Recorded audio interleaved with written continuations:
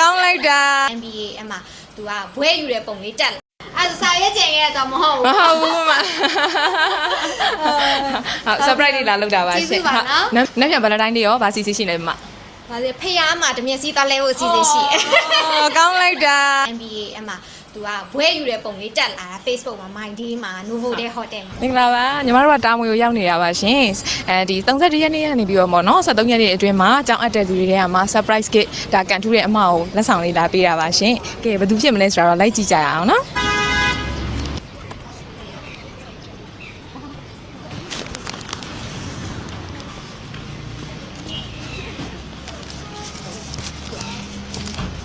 မမေနော်မဟုတ်ကဲ့ပါ Happy Valentine Day ပါရှင်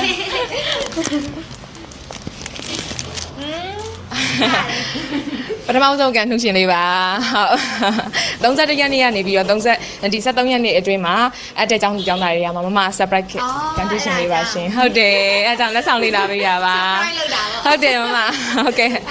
မလေးမိတ်ဆက်ပေးပါအောင်မ နာမည်ကခင်ငိမ့်ချမ်းစုပါ ဟုတ်ကဲ့ပါ PIU မှာ scholar လည်းရသွားတာပေါ့နော် ဟုတ်ကဲ့ရှင်ဟုတ်ပြီးခဲ့တဲ့တစ်ပတ်ကမှကျောင်းအပ်ထားတာ ဟုတ်ကဲ့ပါမဟုတ်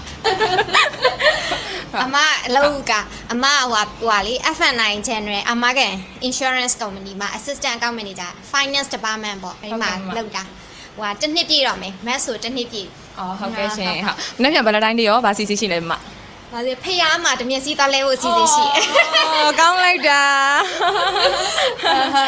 မပေါ့နော်ညီမလေးတို့ဒီ PIU College ရဲ့ဒီ France MBA ကိုရွေးချယ်ဖြစ်ခဲ့ပုံလေးပေါ့နော်ဒါလေးပြောပြပါအောင်ရှင်ဟိုကြာပြီပေါ့နော်လွန်ခဲ့တဲ့တစ်နှစ်ခွဲလောက်ကလားမသိဘူးအတီအလုပ်အမအရင်ကလုပ်ခဲ့တဲ့အလုပ်ကအတီညီမလေးက MBA အမှသူကဘွဲယူတဲ့ပုံလေးတက်လာတာ Facebook မှာ My Day မှာ Novotel Hotel မှာလေအဲ့ဒါငါလည်း MBA တက်ဖို့ပေါ့နော်အစီအစဉ်ရှိရပေါ့နော်စာကမလို့မျိုးကြက်တာထက်လေ assignment base ဆိုတော့အဲ့ပိုစိတ်ဝင်စားသွား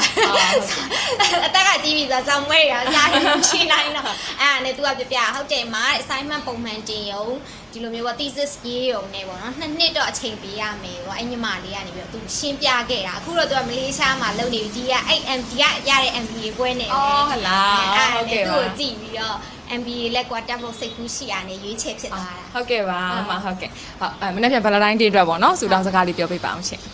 Valentine Day ကတော့ချစ်ရခင်ရတဲ့သူတွေအကုန်လုံးပေါ့နော်ကျမ်းမာချမ်းသာပြီးတော့လို့ပျော်ရွှင်ကြပါစေလို့ဟုတ်ကဲ့ကျေးဇူးပါမဟုတ်ဟုတ်ကျေးဇူး